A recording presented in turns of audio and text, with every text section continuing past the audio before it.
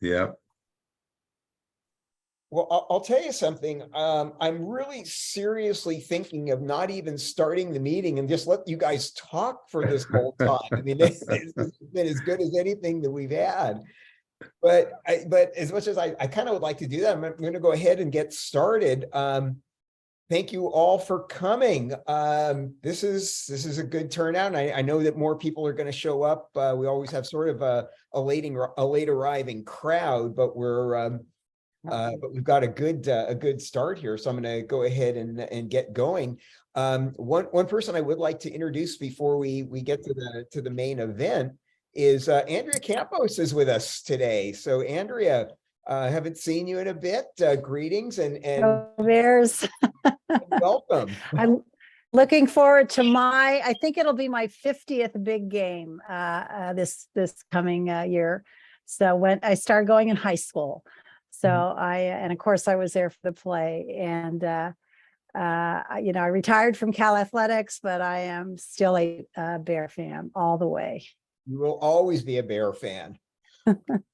Andrea, Steve Overcaster here. I marched with your brother. Good to see you. That's right. Good to see you too. And I already have the book, so I am very excited to hear all about it. So I've already read the book. Oh, good for you. I like it. How much do I owe you for saying that? Well, Tyler, I have a little bit of a beef. You never called me because I had a great story to tell about the fourth quarter. You never reached out. I'm sorry. Don't tell me. I'm going to feel bad that I don't have it in the book. It'll be in the sequel. Steve stays on top of stuff, so when Steve has something to say, you listen. What would the sequel be called? The other fourth quarter. The other fourth quarter. There you go. He was down. No, that was not the fourth quarter. That was the play. Okay. Okay. Well, anyways, I'm going to go ahead and get started here. Just a couple little things before we actually resume here. So the USC game last week, I think we should. So the subtitle of that game would be "Shoulda, Coulda, Woulda." That was kind of that big comeback and just kind of a little bit fell short. However, just a couple of little announcements before we do get started here.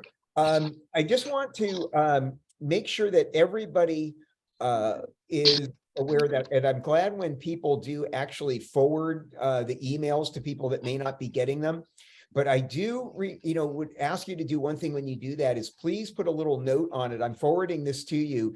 If you don't want to receive them, just let me know and I won't forward anymore. Please do not hit unsubscribe.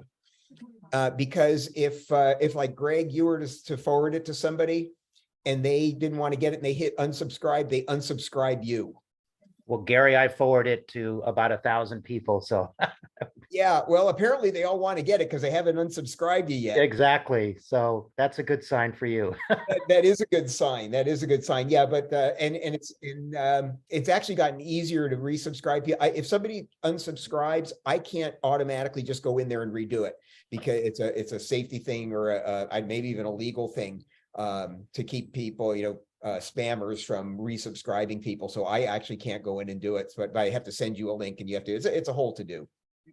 Anyways, so with that in mind, and also, I mean, if you just kind of run into people that would like maybe to be, would be interested in getting the emails, I'm going to go ahead and just put the club email in. It's not cooperating with me here. The club email into chat. And just give them that email and ask and have them send it, send a request to be put on the list, and we will, and they'll start getting the emails. Let's see what else. Just a quick announcement. We've got this week at Oregon State at 2:30 on the Pac-12 network. If you're here, 6 o'clock. 6 o'clock. Oh, 6 o'clock. That's right. That's right. It's big game is it? Big game is at 2:30. Right. Oh, thank you for correcting me on that. Yeah, so 6 o'clock, Pac-12 network. And if you're in the Sacramento area, there'll be people probably gathering at Clubhouse 56 to watch the game. So feel free to join there. And let's see what else. And even if you're not from the Sacramento area and you want to come up and come out to Clubhouse 56, good food and big TVs. So we've got that. Our next meeting is going to be next week on the 16th, and this one will be in person at where else? Clubhouse 56. So that's going to be Dave Lambros, Pac-12 official, always one of our favorites that to be here. And what you may not know is this will probably be the last time Dave's going to be with us. He is retiring at the end of this year. I guess he figured if Joe Starkey's not in the booth, he's not going to be in the booth either. So he's retiring. So we'll try to do maybe something a little bit special for him at that meeting. And big game is at 2:30. I got this one right. At 2:30 at Memorial Stadium. And then our final game is Friday, November 25th at Memorial Stadium against UCLA at 1:30 p.m. So and that will bring us to the close of the season. Hopefully not. What's that? Hopefully not. Hopefully not. Hopefully not. Bring us to the close of the regular season. There you go. All right.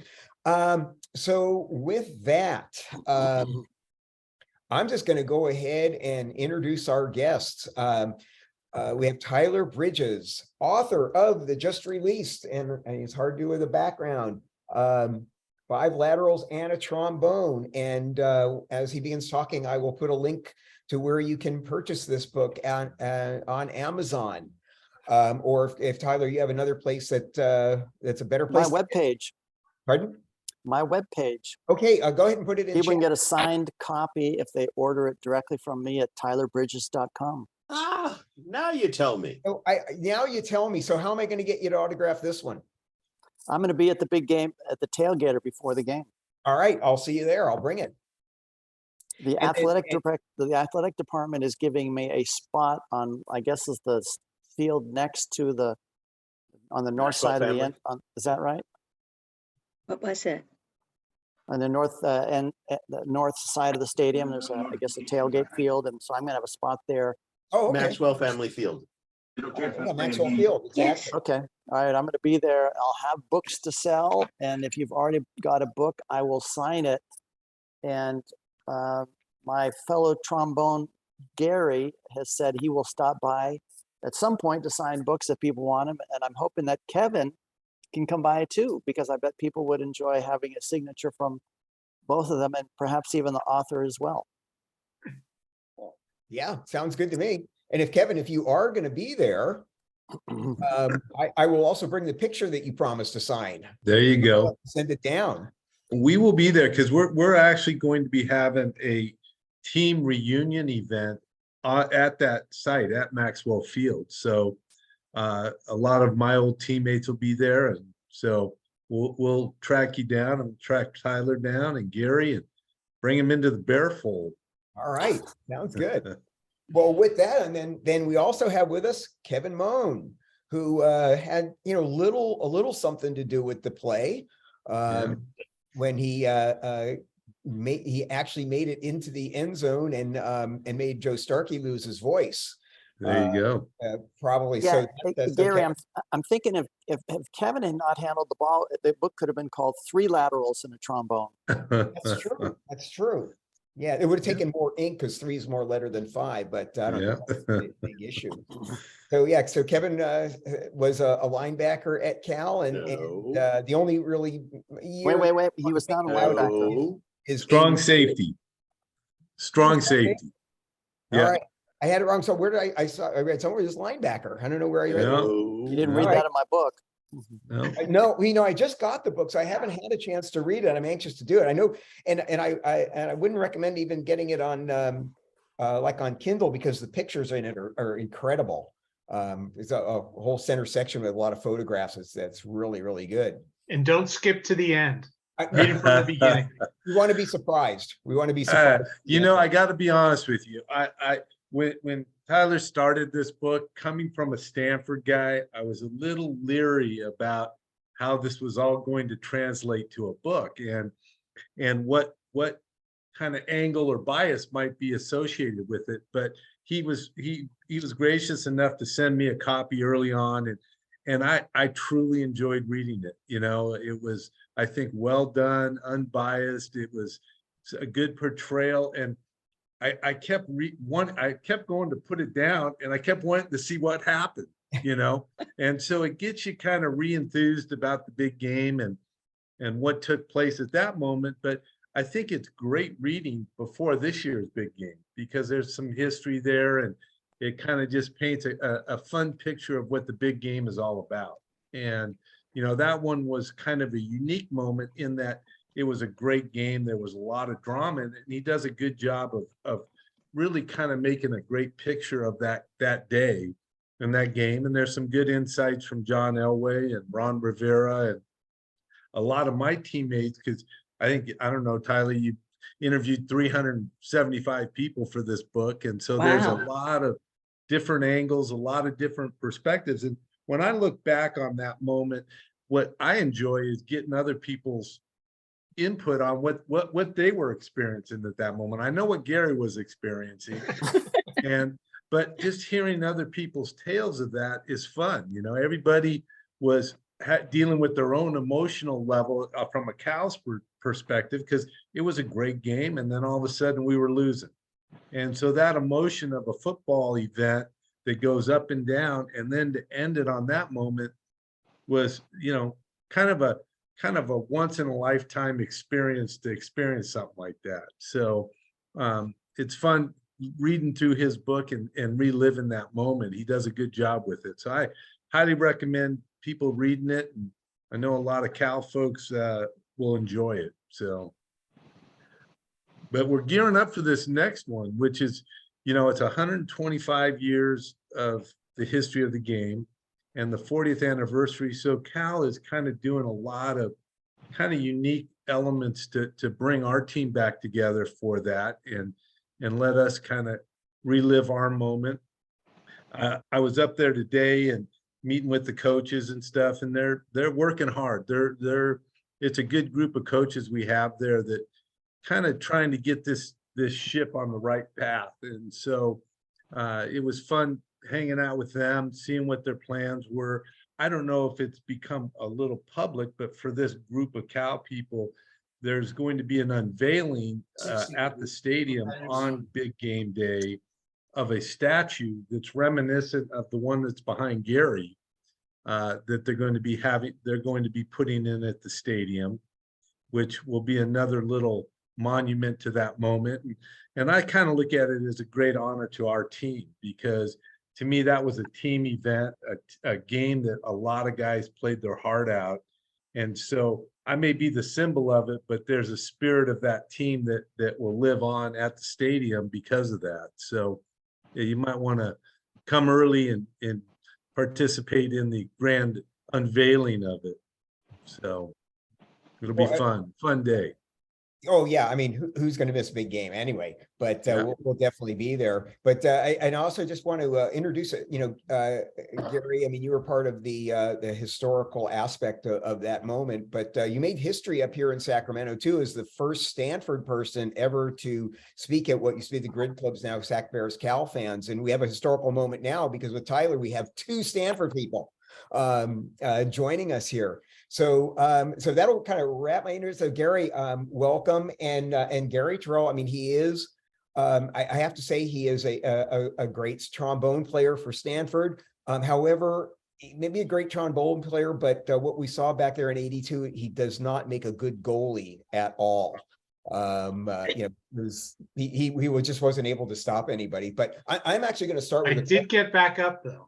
You did get back up, and you're still here with us today, so that's good. And I think I remember Amen. the following year that didn't you come out on the field in a wheelchair with a neck brace on? If I remember, I did. correctly? We sort of turned it around a little bit, and I got to run the football back the other way in our halftime shift. No animals were harmed. No animals were harmed. Good. All right. Well, I'm going to just go ahead and turn it over to the 3 of you. Tyler, if you want to kind of get started, talk about the book a little bit, and And then I think all I'm going to need to do is let you guys just start to converse. Yeah, no, thanks, Gary. Yeah, so I grew up in Palo Alto and I'm a Stanford grad. I entered Stanford in 1978 and I played the trombone in the Stanford band. And one of my buddies was Gary. So when I started on this project, I knew I was going to be wanting to interview Gary and already had that relationship with him. But I'll tell you that one of the really neat things about working on this book, as Kevin mentioned, I interviewed 375 people. And one of the really neat moments for me was early on. I met in, I think it was in Walnut Creek with a guy named Mark Stevenson. And I wanted to talk to Mark because if you watch the video of the play and then the immediate aftermath, and I've sort of become like I've watched like the Zapruder film, and there's a moment where the referees are gathered at midfield, and then you, even before you know what the referees have decided, you begin seeing the Cal partisans celebrate. And Mark Stevenson was the bass drummer for the Cal band. So if you go back and look at the video that shows the referees gathering, you'll see Mark pogoing away. And so I reached out to him because I wanted to know what did the referees say, because I wanted to include that in the book. And Mark could not remember, but it actually turned out to be a really valuable conversation that we had, because Mark started talking to me about the traditions of the Cal band. And I don't know, let me just bring Gary Tyrrell in for a moment. Gary, back in the day when we were in the Stanford band, how did we view the Cal band? It's a word that begins with W and ends with Eenies. So, yeah, Band so, nerds. yeah, so Yeah. we didn't have the highest opinion of the Cal Right. bands. And so I had a little bit of that in me when I started the project. And, and as Kevin said, I really ended up trying to write the book without a Stanford bias, but I really came to understand by talking to Mark Stevenson that day, was I think 4 years ago. Hey, I got to include the Cal band in this story, because while I was part of a very different band, I really understood that Cal students really, really venerated their band at Cal, and the Cal band had its own set of traditions and rituals, just as the Stanford band did in its own way. And that was a really neat thing for me to then not only, after talking to Mark, I talked to a bunch of Cal band members to really tell their part of the story, and just in general to be able to understand the sort of the Cal psyche, not from the the viewpoint of a Stanford student 40 years ago, but understanding that in a way that I could really write something that it would be a true depiction that readers would enjoy. And so that was really one of the neat things, was to having talked to so many Cal players, coaches, administrators, band members, fans, was to really appreciate the Cal experience and then try to describe it in the book.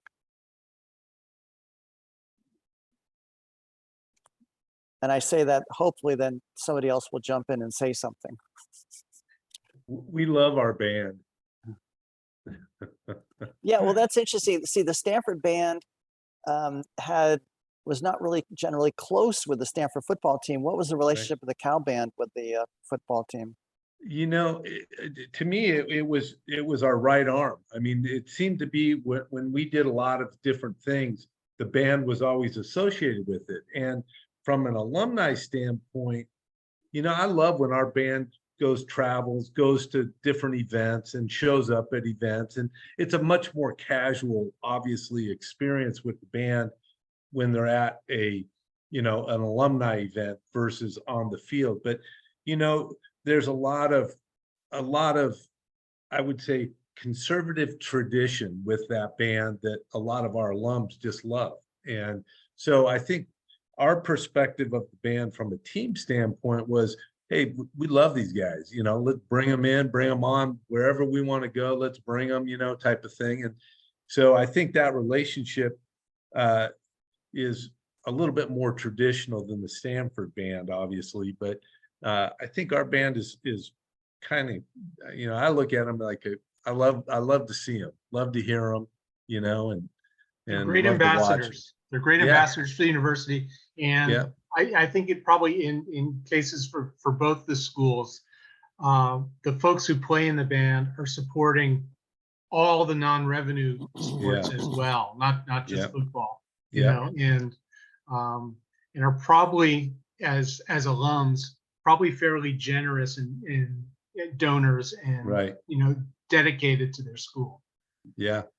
And I think your book did a great job of kind of painting a picture of both sides of that, your non-traditional element at Stanford and your more traditional, group over at Cal. And so that was a fun thing. I enjoyed that element of the book as well. So good job. And then hearing about our old buddy Elway and his perspective of it. So, I gave the book to a friend that I grew up with. I grew up in Palo Alto. We graduated from Palo Alto High School together. And then he went to Cal. And back in, I think, July, when practically no one had seen the manuscript, I gave him the book because I wanted the Cal perspective. I think at that point I could make a change or two in the book if I needed to. right. And I was fearful that my Stanford bias would have crept in some way that I didn't want it to. Right. Or did I make some, big boo-boo that any Cal reader would go, oh, this guy's an idiot. Right. So I had my Cal buddy, Dan, is his name, read the manuscript. And he told me he liked the book. He told me there's two things that Cal readers would not like in the book, which I actually haven't really heard from those who read it. But one, he said Cal fans hated Elway and they hated the Stanford band.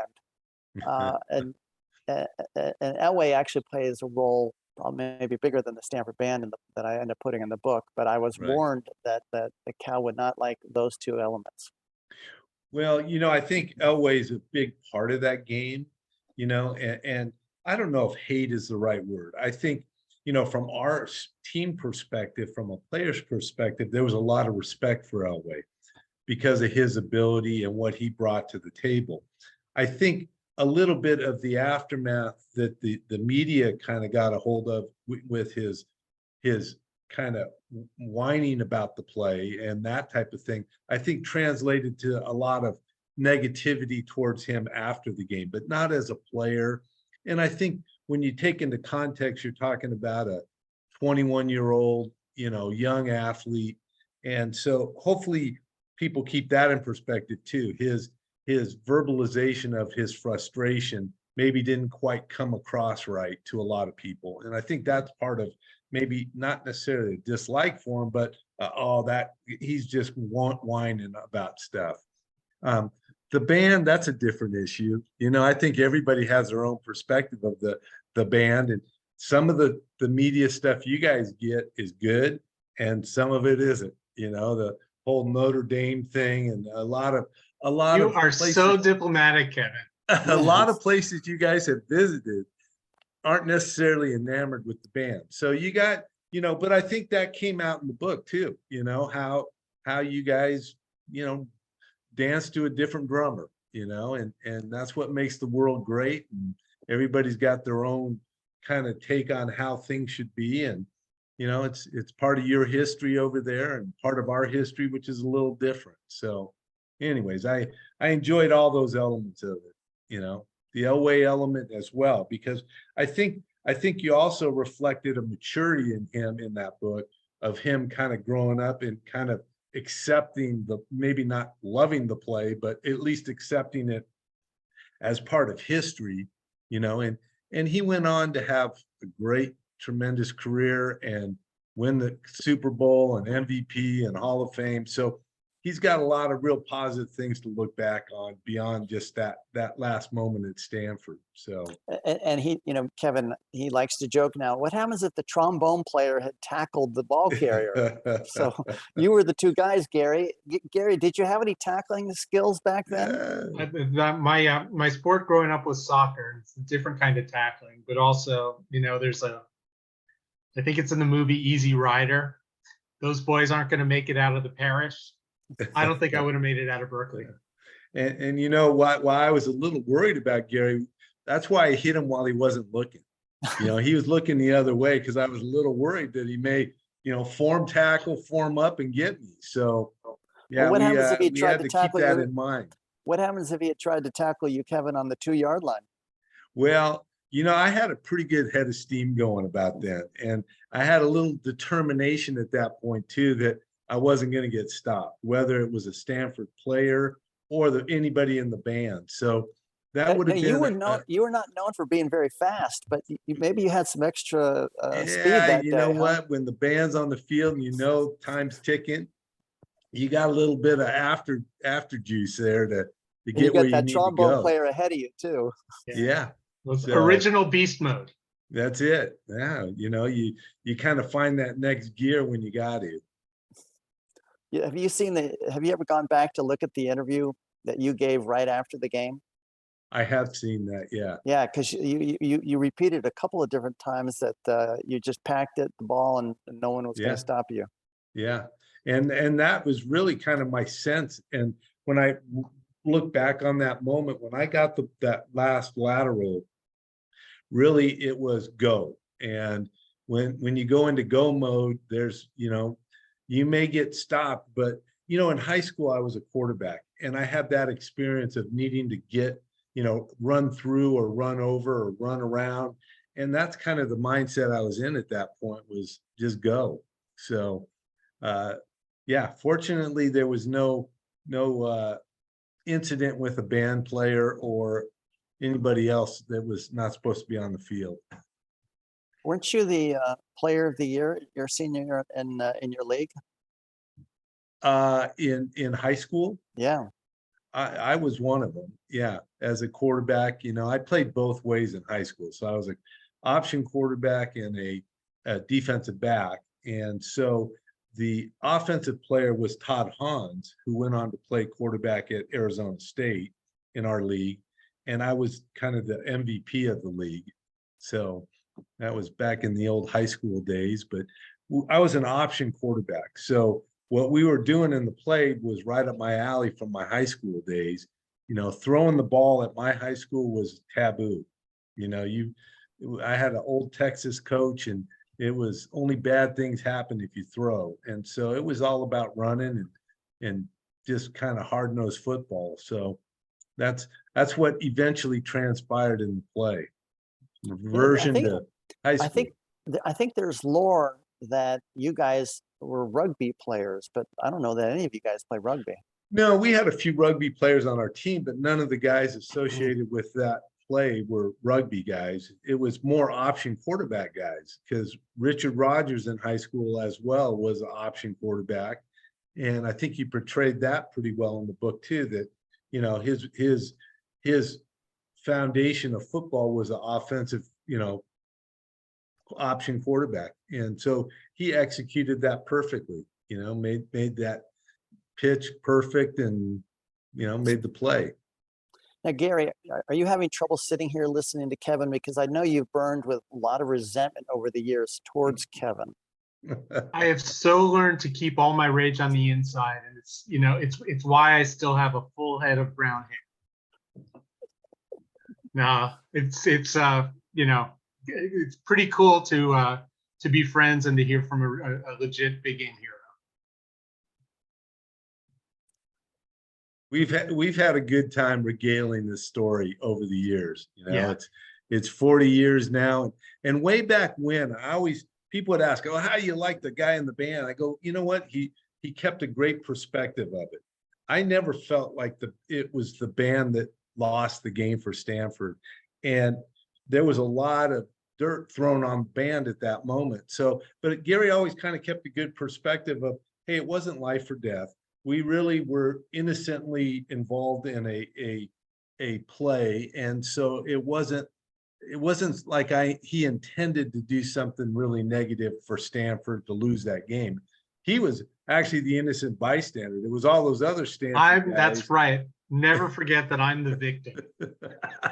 But Gary, So- it's a good thing that because the band was playing all right now because Stanford had just won the game, but you had stopped playing, right? You didn't have the horn to your I was lips. basically high-fiving people and just, dancing around and Yeah, because if I had the horn at my mouth, I probably would have lost some teeth.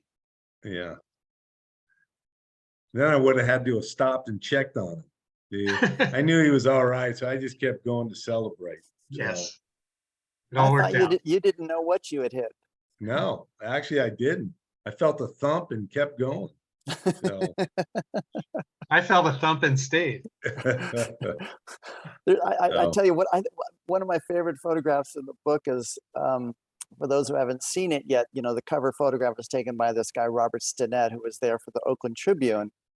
And I was able to get in touch with his son because the photographer is now deceased.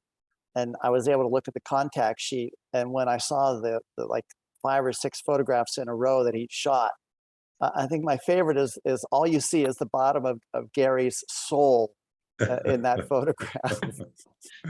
SOLE. SOLE. Yeah, that's it. He kept Hey, his soul Yeah, here he kept the soul. Should we open this up to questions? And maybe some of you want to say where you were that day that Kevin would enjoy hearing, or I see there's some questions in the chat box. So Yeah, well, I'll tell you, I actually have a question, a couple questions, actually a question and a comment. You know, I remember a couple of years after the game, Charlie Moffett spoke to our group, and he was the referee in that game, and if I recall, he actually related that that they were in their discussion in the officials' discussion in the end zone, trying to decide, you know, to figure all this out, that they were actually kind of glad that, you know, it did work out the way it did with the, you know, that there wasn't any forward laterals, that there weren't no penalties. oh, wait.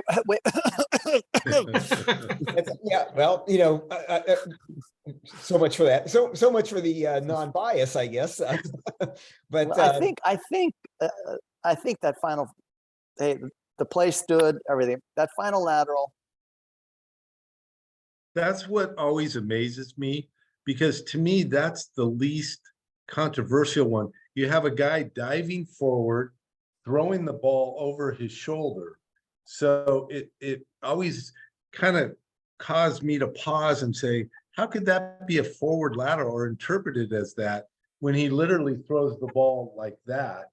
And I think Gary's an engineering major and probably can explain that. Some analysis, he was on like the 25 and I caught it on the 27, which once again, I think validates that it wasn't, and even a referee's perspective of it would be, hey, the guy's throwing it over his shoulder or throwing it up in the air backwards. So I can't really look at that as a forward lateral type of thing, but you know, you can't have a play like that without a little controversy, right? and Tom Walker is kind of clarified. Tom is an official, and so he's kind of clarified that a little bit. But you know, my question actually was that in the discussion, because apparently, if I remember what Charlie was talking about correctly, there is a rule in the rule book that if the band comes out on the field before the end of the play, they can award a touchdown. And they didn't want the game to end that way. Right. But really kind of one way or the other, when the band came out on the field and interfered, a touchdown, the officials could have awarded the touchdown at that point. I gotta say, that sounds to me like a rule that was created after the Stanford band came on the field. Well, I don't know if it's specifically the band, but if there's interference, but and I don't know if anybody remembers that meeting with Charlie Moffett can clarify that. But at any rate, the other thing, the comment I was going to make is that when you see the you know, on YouTube the play, it's always really edited. And you know, it's Starkey going from, you know, it says, and he's in the end zone, the Bears have won there, and they've cut out a lot of the drama of those seconds. I don't remember how long it was of the officials conferring. But the other thing is there's a 6 minute and 48-second version, right, that has all of that. Now, Cal fans may not want to watch that because it includes the final Stanford drive, but that version actually does include that. And then I found a version online that is is no announcer's audio. Hmm. And I think that was shot by, there's two different versions of the play of video in there. So there's another one that, so I was like counting the seconds and see how long this, but so you actually can see those. Right. And I actually prefer to watch that because I know that 7-minute one that you're talking about, because to me, the play, you know, a lot of the drama and the significance of the play is because of that last drive. Yeah, That incredible drive that Elway did made the play even more significant to me. I agree. How low the Cal fans and team were feeling after that, Yeah, and then to yeah. turn it around. Right. Yeah. Right. So, before we go to questions, Steve Overcasher had asked if he could relay a story. So since you're asking about other people's stories, so Steve, do you want to go ahead and take yourself off mute and tell us your story? Still muted. Yeah, I think you're. There we go. All right. So I was in the Cal band from 1972 to 1975. And so I was on the field in 1974 in the south end zone when Stanford drove down the field and Mike Lanford kicked a 50-yard field goal to beat us. And so in 1982, I'm up in Section EE, and my wife and good friends were there. And when Mark Harmon kicked the field goal, I put my head in my hands and I was sobbing. But my wife grabbed me by the back of the neck and she goes, "These kids are different. Cap will figure this out." And so I missed the first two laterals and I saw the last three and I was like, holy shit, we just won the game. So, and sadly, that woman, my first wife, is now deceased. Patty Bonsetter knew her and everything, but she just had faith. She said, look, these kids will figure it out. Cap will figure it out. I was like, and after watching 1974, and so Gary, I completely understand when your team loses on the last play of the game, it is the worst thing that can happen in a big game. The absolute worst thing that can happen in a big game. But I can also tell you, doesn't matter what the record is. It's like Army versus Navy, Cal versus Stanford. I don't care what our record is going into the game next week or 2 weeks. If we win the big game, it's a winning season. Go Bears. There you go. There you go. You know, by the way, we were well prepared for that moment. Oh yeah, because of Grabas.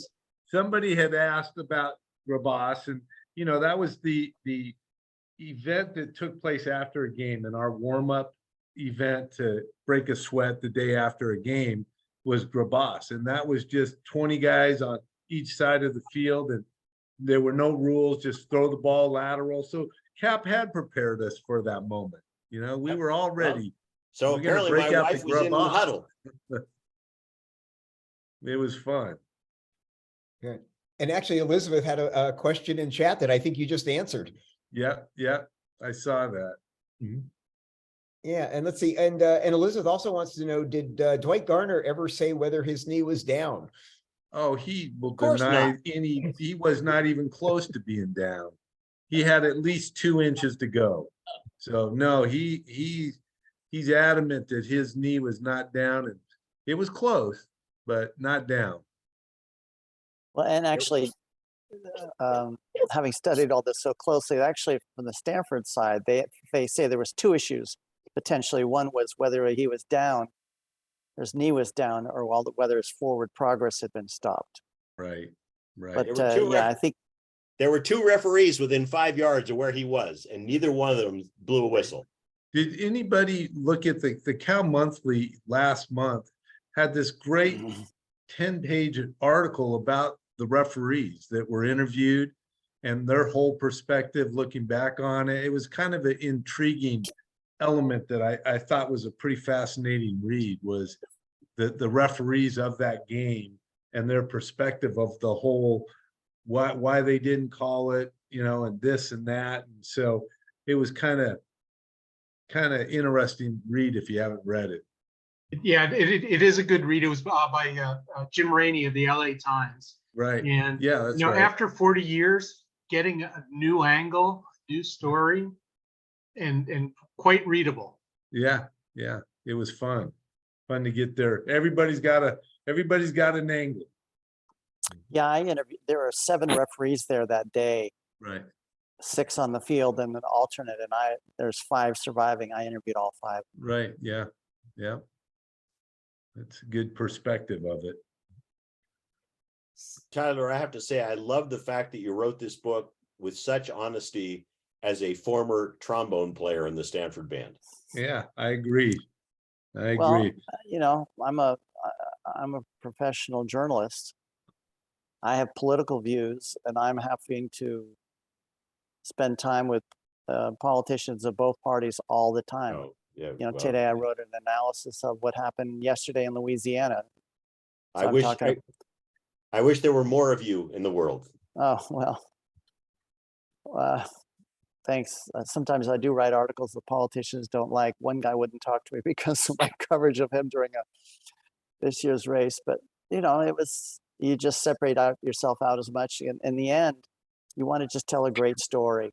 You know, Kevin, one story that I wish that I wanted to find, there were certain stories that I knew were out there I was trying to find. Kostarski told me that he heard from somebody once that 2 people like stopped at a force, like Yeah. and then neither would move forward because they Yeah. were listening to the game, you know, to the ending. I never, you know, that was the kind of story that I heard was true, but I didn't want to use Yeah. it unless I had found, if I actually Yeah, spoke to one of the people. I had heard that as well. But what a great story. I mean, people are at a stoplight, they're listening to the game, and the lights are going, but nobody's moving because they're all listening to the play happen. And then they started honking their horns and enjoying the moment. So yeah, those kind of tales and those kind of stories, whether true or not, add to the kind of the history and the lore of that game and what took place and where people were at.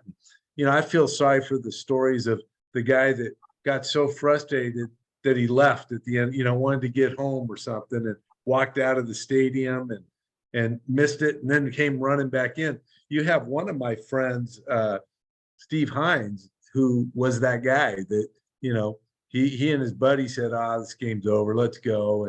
And they got outside the stadium and heard the roar of the crowd and said, what just happened? And ran back in to celebrate, but they missed the play. Well, that was our old pal, Kevin, John Stock, the elder, Yeah. he left. Yeah. He yeah. never saw it. And he's like the biggest fan I've known. Yeah. Yeah. So it's a lesson. And my kids bring it up all the time when we go to a sporting event. Dad, we're not leaving early. So stay to the end, especially a big game, because you just never know what may unfold. I did not leave early. I stayed to the end. I was sitting in the northeast corner of the stadium. And from my perspective, when the team scored and the referees huddled, it seemed like it took 20 minutes before they finally, it just seemed to take forever. But I didn't truly know what had happened until I saw it on the news that night. Right. Because I'm sitting in the northeast corner. This happens in the southwest corner. And the team's on the field, and the Stanford team is running on the field. The band's on the field. There were so many bodies down there that I had to watch it on the news. What really happened? I didn't know, even though I was present. Interesting enough, I had to watch it on the news to kind of put all the pieces together, because people were asking me like, what happened? And it was like, I don't really know what happened in that moment. You know, there was a lot of things going on. And so it helped to go back and watch it and reflect on, oh man, I do remember that. And it was a crazy time, crazy thing to be a part of, but a fun celebration afterwards. Well, Gary and I were at the game, Gary Slavitt, and we were also in the north end zone. And I probably won't remember all of this accurately, and Gary will correct me if needed. But then I have a question at the end for you guys, especially for Kevin. But what I do remember is when Stanford scored the field goal, which was kicked right toward us, I was totally disgusted, and I think he was too. And I was putting on my jacket. It's like, let's get out of here. You know, Stanford's celebrating. We just blew it. And one of us said, I think it was me, but Gary will probably say it was him. Well, let's just watch the last play of the game. So the only reason I could even tell that you had scored, Kevin, is I had binoculars. And so I actually watched the entire play through binoculars. And as you got that last lateral and then hit Gary Tyrrell in the end zone, I was jumping up and down going, we just scored a touchdown.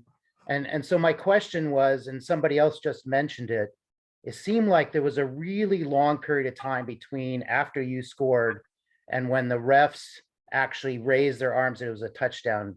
I mean, to me, it also seemed like it was just like many minutes, but I guess it wasn't that long. How long? Well, it felt long to me because first of all, I got mobbed. And so I really literally sat on the ground thinking I was going to die. It was like I had mass bodies on me and everybody was celebrating. And so once that unfolded, I just kind of sat down in the end zone to catch my breath if anything else and just kind of take it all in. And really then the only thing, I really wasn't watching the officials or anything. I heard the cannon go off and that place erupted. And it was just a magical moment of a sea of humanity running on the field. And what a great way to celebrate, and really the interesting thing was walking off the field. Nobody really knew what happened. I was getting hugged by teammates and they were like, we won. I go, yeah, I know, I scored. And they're like, it was you. So nobody really kind of put all the pieces together till they had a chance to go back and watch it, which was either later that night or the next day. And it was just a crazy ending to a game that nobody really knew what happened till you got to go watch it in slow motion. And I wasn't listening to the radio. I was involved in the game because it was so close at the end. So I didn't even hear Joe Starkey's call till probably a couple of days later. Yeah. And that to me makes the play. If you were listening to that game, the emotion in his voice, the way he called it, we got to pay a little tribute to him today in this TV thing we did. But what an honorable guy. We're going to miss him as a Cal fan, listening to his voice and what he's brought to the Cal program for all these years. But to me, watching it without him, it's interesting and intriguing, but the emotional element he brings to bear with the way he called it. And that to me is just a great call. He had said that he had two pinnacle moments in his career. One was calling the play and one was doing the US hockey team when they beat the Russians at the Olympics. And so once again, I think we have a unique play that he brings just a great emotional level to that adds to it. There you go. He was wearing that tie today, by the way. He had that on and got to break it out. Well, I'll tell you, I do remember Greg and I were sitting next to each other, and we were probably like 2 rows away from Rick. We were right in the same area there. And I remember, watching play. I did not have binoculars, and I did not follow. I wasn't able to follow it. And all of a sudden, I just saw this mass of this kind of one blue jersey and this mass of Stanford band just kind of getting into the end zone. And Greg was also says, I don't know, I'm not sure what happened. And then I don't know if you turned it on at that point, but I remember you put your radio back on and you were listening to Starkey and you're saying, well, no, apparently there are a whole bunch of laterals or something. And they got in. And that's what I remember. And I remember the pandemonium. And I also remember when we were leaving the stadium, walking, on the west side of the stadium back, a lot of the players, I don't know if you were one of them, Kevin, but we're out on kind of like, hanging out of one of the openings in the stadium, screaming, yelling. I mean, everything was going on. Yeah. And what I would just also kind of mention is from what I remember again, from when Charlie Moffett was talking to us, he talked about that discussion that they had. And he gathered them around and he says, all right, gentlemen, first of all, you threw a couple of flags. Were any of them on Cal? And they said, no, they said one of them was for, I don't even remember what they were for, but he said, no, one was that they were both on Stanford. And he said, okay, there were a bunch of laterals there. Did anybody see a forward lateral? And they talked to us, says, no, that one wasn't, no forward laterals. and they had a couple of other things that they talked about of what happened during the play. And then Charlie said, "Oh, then I said, gentlemen, is there any reason that this isn't a touchdown?" Right. And one of the other officials just said, "Oh shit, this place is going to go nuts." And Charlie said, "Okay, stand back." And that's when he kind of stood back and signaled Yeah. a touchdown. Yeah, it's a great story. And then he said, line up for the extra point. Yeah, I found that intriguing, man. That would have been impossible, Yeah. at that point or if they would have determined that something was wrong and they had to re-kick or something like that to try to regain control of that whole environment would have been crazy. The band was going crazy already. So we're seeing a lot of great stories and comments in chat here. And Michael had a question. What are the other Cal players involved in the play doing these days? Well, unfortunately, Moret Ford we all kind of know his story. He got incarcerated and went through several appeal elements. And I think Tyler tried to reach out to him with no luck, but he kind of had his event occur. So he's been off the radar for quite a while. Richard Rogers is a coach with Ron Rivera for the Washington Commanders and has been in the coaching world. I used to see Richard quite a bit because he was the defensive coordinator for Holy Cross and used to come out to a high school that I was coaching at and recruit. And so we got to get together at a lot of different events and, kind of stay in touch with each other. And Dwight is he works for an insurance firm back in Florida. And, one of the neat things about the event I was a part of is it's kind of kept our team together. We have group chats all the time. Some of our coaches are involved in that. And so what that play has done is solidified that 82 group of guys to stay in touch with each other, help each other, and so it was a great bonding experience through that play that we won that game. And it's kind of kept that group of guys, as friends for all these years. So it's fun to be a part of. And those guys are all doing good. Richards is doing good. His son's playing for the Chargers, Richard Rogers Jr. And so, yeah, they're doing good. Kevin, was there a bond between the four of you before Moret? Well, yeah, just from You had being associated with there was that. a few years, a number of years, in fact. Did you guys feel like you guys had this sort of little brotherhood or something or other before? Well, absolutely. I mean, because we ended up doing a lot of things together because of that. So, Dwight was a freshman, so he wasn't necessarily in our circle of what we did socially a lot. But that play bonded that group together to go do different things, alumni events, that type of thing. And so, yeah, there grew a friendship out of that play that probably wouldn't have happened if the play hadn't occurred. Moret was a friend, went to his wedding when he got married, and so he was a good friend to begin with. And Richard was my roommate, when we traveled and stuff. And so I knew Richard very well. And we've maintained a friendship. So it's been that moment kind of solidified those guys being a part of something and like Gary and I, we wouldn't have been friends otherwise, but it created a moment of history that took you through life together. Yep. Blessing, real blessing. Yeah. Les, do you have a question? You're on mute. Leslie, do you have a question? You're on mute. Let's see here.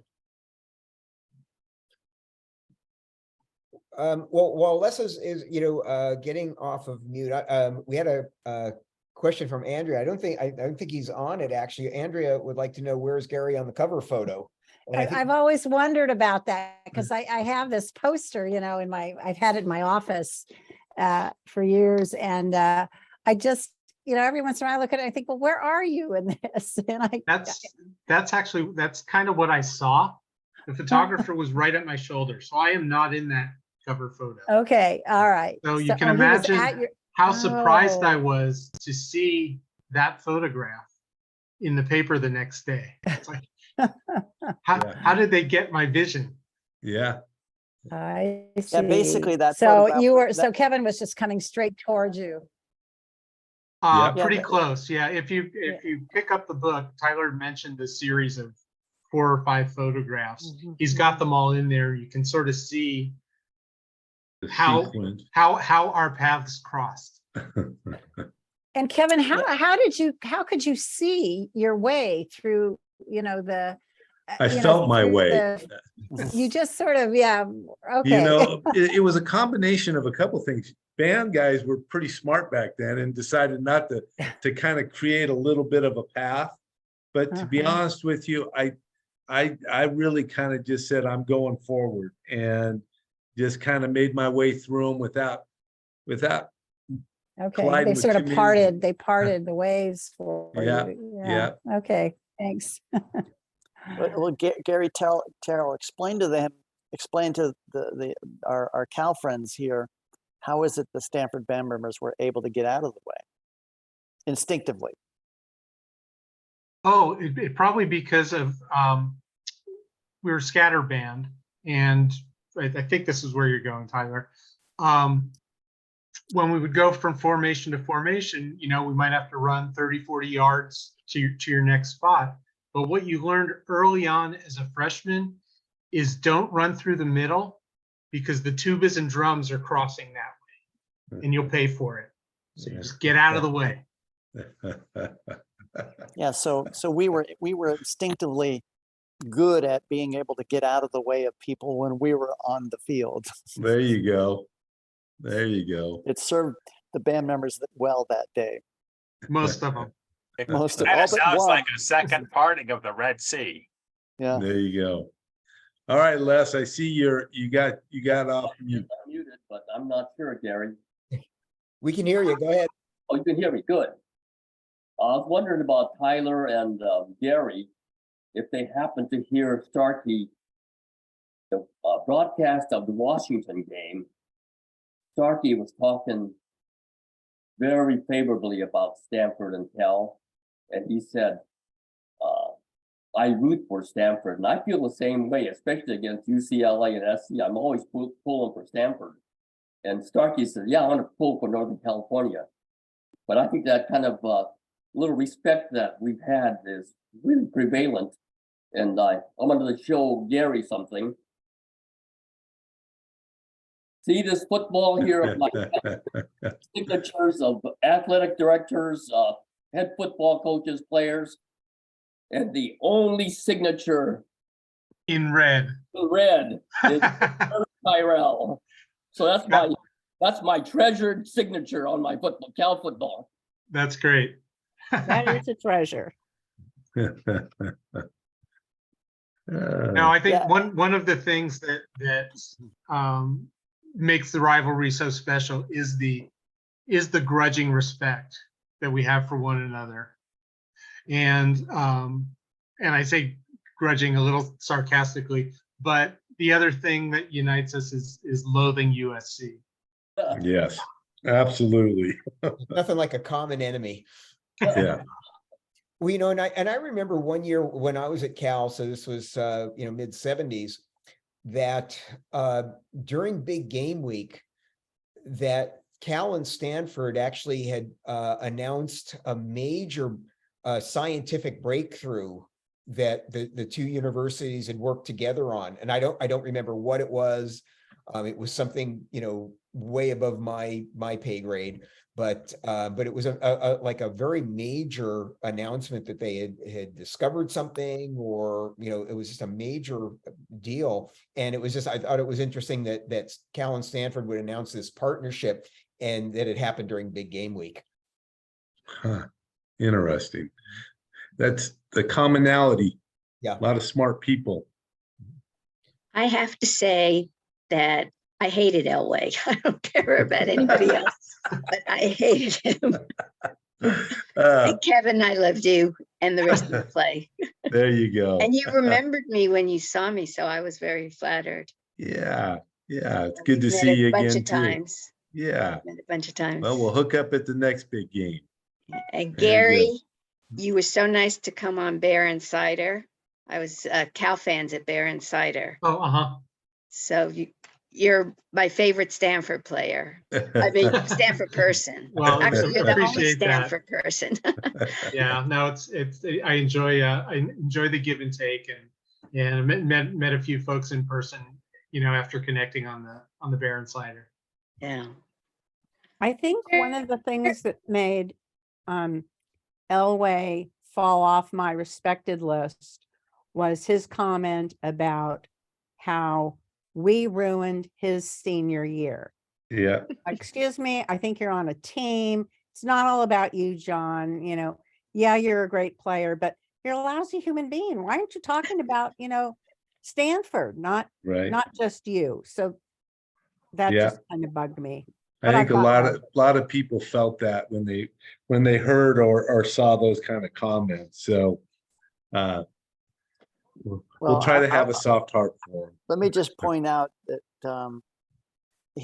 Elway said more than just the comment that the Cal grads remember.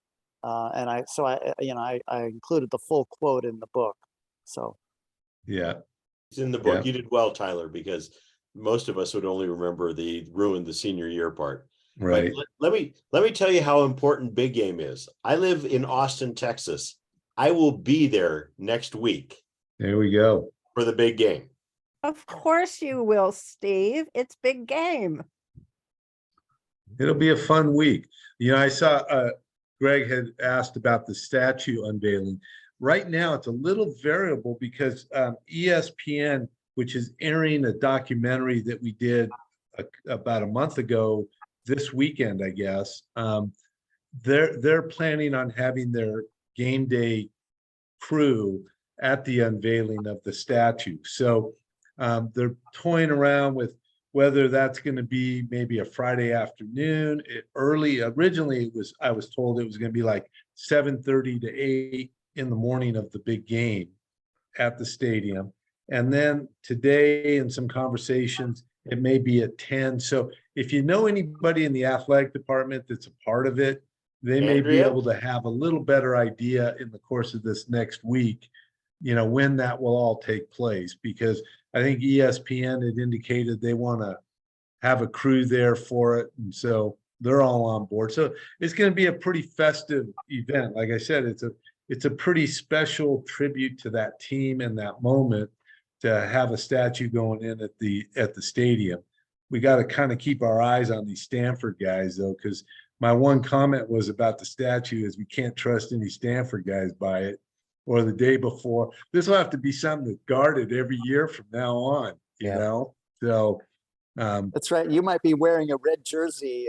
The Yeah, statue exactly. may be wearing a red Yeah. jersey one of these that was days. my first thought is, oh man, these Stanford guys are going to have a heyday with this thing. So we'll see how it goes, but it's a pretty neat, like I said, tribute to that team and that moment and part of Cal history. And that's a great thing as we get older, we all kind of embrace that moment. It's not just my moment, it's our moment as Cal alums, as Cal fans that were there. I mean, that was a pretty special thing for all of us to share. And so for them to think enough about it to promote it with a statue, it's kind of an interesting, kind of hard to take it all in and understand it, but it should be a fun little weekend.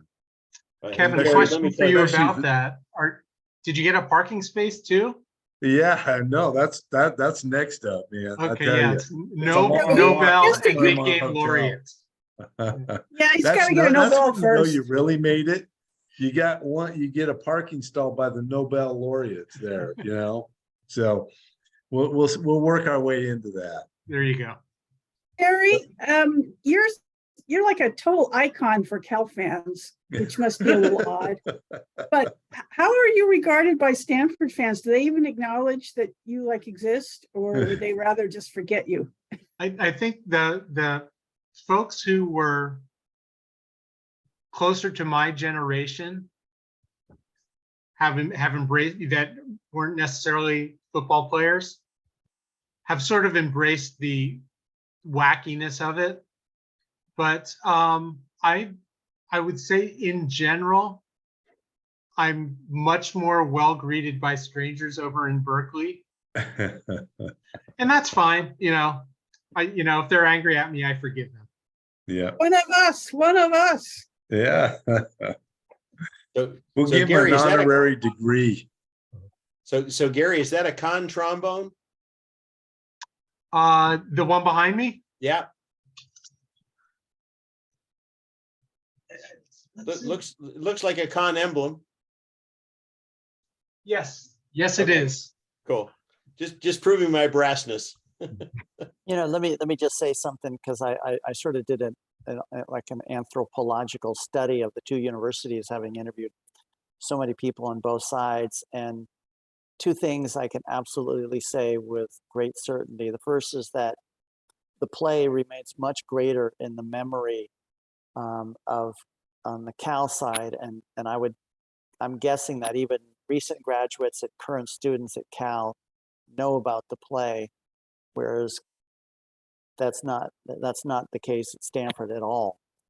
And the other thing is, there's a much greater support for the football team on the Cal side. I can't tell you how many emails I've gotten over the years that end with "Go Bears," and you guys that do this, "Go Bears." You don't get an email from Stanford these days that says, somebody ends the email, says "Go Cardinal." You guys have a much greater school spirit for your football team than Stanford does. Correct me if I'm wrong, Gary. From my point of view, I agree with you. Yes.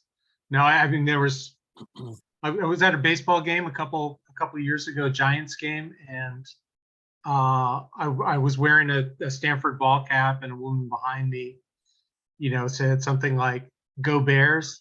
And at the time, I could truthfully say, "We've got the axe." And she was so taken aback that someone would respond with that something other than "Go Bears." That's a good one. I like One that. more quick story. I was in the Cal band in 1975 when the Stanford band introduced the tree. They rolled a golf cart out with a very tall thing wrapped in sheets. And it was after the students had voted to be the robber barons. And the university said, "No, we're not going to be the robber barons." And the Stanford band announced that they were from then on going to be the tree. So I was on the field when that happened in 1975. Now, that 75 big game was a very pivotal game, because the winner of that game would have gone to the Rose Bowl if UCLA had beaten SC. John McKay hated Mike White so much, he went for 4 plays inside the 5-yard line, refused to kick a field goal to win, that would have sent Cal to the Rose Bowl in 1975-76 with Joe Roth, Chuck Muncie, you name the whole crowd. So Am I bitter? Yes. Yeah. I think it was in 1970. I don't think I was able to put this story in my book, but in 1975, Stanford had won the big game the year before from that, as you, Steve, as you talked about, from the Mike Langford field goal. And some guys in the Stanford band ended up screwing the axe part off of the plaque, and then they hit it. They did this like really in like the final minutes of the game, when it became clear that Cal was going to win the 75 big game. And so when the transfer of the axe took place, and I guess Mike White holds up the trophy, that's what you do when the big game. It did not have the axe blade on the plaque. Wow. No idea. Yeah, and then the Stanford students in the band who had done this, they ended up feeling like, oh, this is not a good thing to do, and they ended up giving it to a guy in the Cal band And he then ran back with it and reunited the blade part of with the rest of the plaque. Cal Band, when we did our script Cal in pregame, we all had a rose in our vest. And when we got off the field, there was a script Cal in roses on the field. Oh, how cool is that? Can I just say, how lame was it for those Stanford fans in 1899 to bring that axe to the baseball game to chop up pieces of blue and gold ribbon? I mean, come on, you guys. You got to start somewhere, right? Sins of the father. You got to start somewhere. You know, they came that night, no, the Monday night. That was Saturday was the baseball game. And then on that Monday, Cal had a big axe in 1899. They had the big axe parade and they carried it around the campus and all of that. And then they gave it to Lol Pringle, who was one of our players, who stuck it in the pocket doors at his fraternity house and slid it in. And a bunch of Stanford people, according to the newspapers, like 60 Stanford people arrived and ransacked, they held them all hostage while they ransacked the frat house to try to get the axe back. But they didn't think to open the pocket doors. Yeah. Part of the lore, right? Absolutely. Yeah. Well, Who all here was at the game? Was everybody here at the game? In 82? I was Well, we know there. you were, Kevin. We were all there. Unanimous. Okay. Tyler was not. I have my Tyler was ticket not. stub. There were saw it. 400,000 of us at the game. I think tried we to all find, have the ticket stub. I tried to find the videotape where there the Saraceno and Barry Tompkins or whoever it was, Pete Right. Liebengood. In the fourth quarter, we stopped Elway at one point, and my wife had made a flag, and we're in section EE, and we're waving the flag. And I went to find it today to try and find it, and it was one of the sequences in the Pac-12 Classics where they had people talking over it. But it was, I think it was not the last drive, but the next to last drive. Right. And it was like, yeah, we were there. Yeah.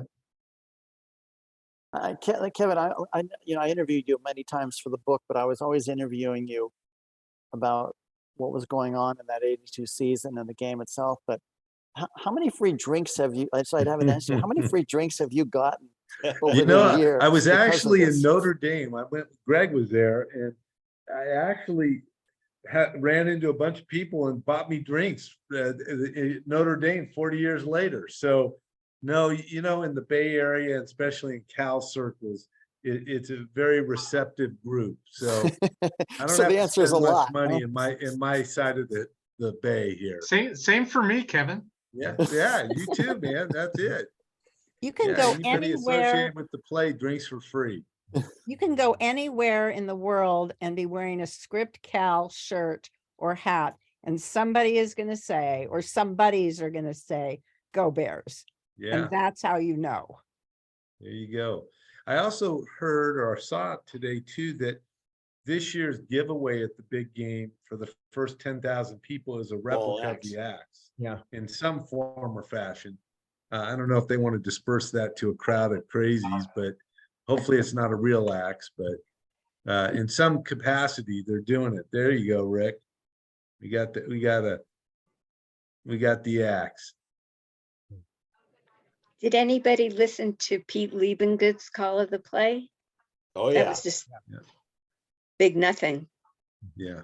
But more importantly, Gordy Saraceno. It's like, oh my God. Thank God for Joe Starkey, right? Absolutely.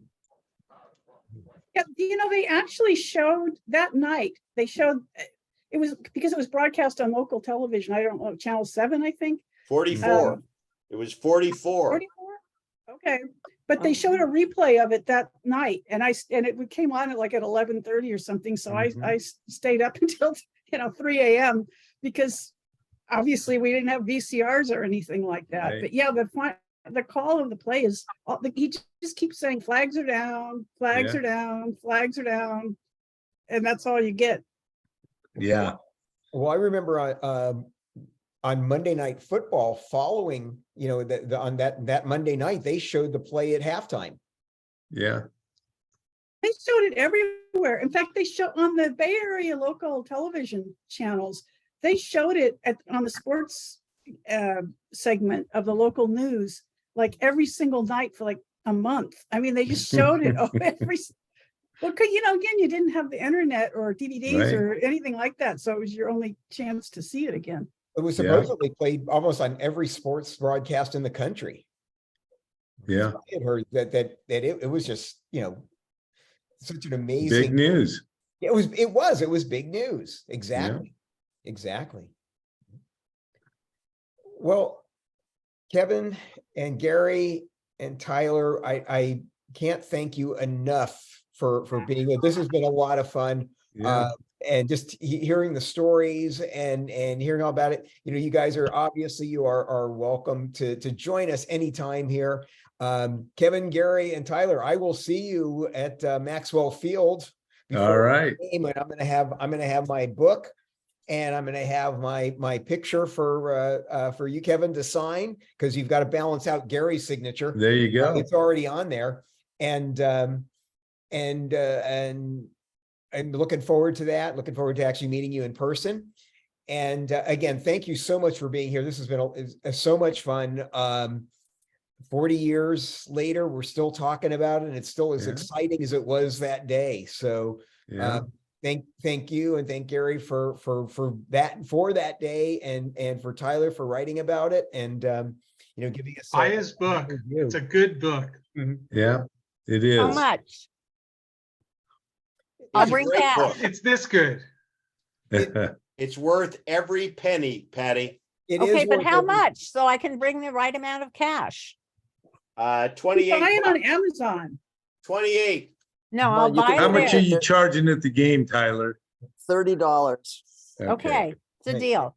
I'll bring Right. you I'm $60. getting one I of those gotta little send credit one to my card sister. readers for my phone, so hopefully you could be able to pay it. Yeah, it's so yeah, again, people can certainly get it at their local bookstore, from Amazon, order it from me directly, that I'll sign, tylerbridges.com.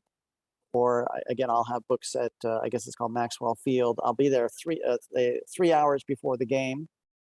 So yeah, and again, I hope Gary has said he will come by at some point, and Kevin, I hope you will too. Yeah, we'll be I'll over bring my there. red Sharpie. There you go. And Tyler, did I get the website right in chat there? It's tylerbridges.com. Yeah. Okay. No periods or No. hyphens or dashes. Right? Okay, great. All right. So I put the website into chat there, so you can grab that. And with that, we'll see you all at Big Game, I hope. And Kevin and Tyler and Gary, I'll as I say, I'm going to come by for autographs, so you better be there. Yeah, will yeah. do. Beat Stanford. Go Okay. Bears. There you go. Bears. Bears. Go Bears! Go Bears. Thank you Go for doing this, Bears. Gary. Thanks everybody for being Bears. here. Thanks everybody for being here. Thanks, We'll see you everybody. next week at Go Clubhouse Bears. 56 for Dave Lambros. So thanks again, and good night, everyone. And Saturday for Oregon State, right? And Saturday for Oregon State at Clubhouse Clubhouse. 56. Okay. Right. Go Bears. Thank Go you. Bears. Thank you. Go Bears. Go Good Bears. night. Bears.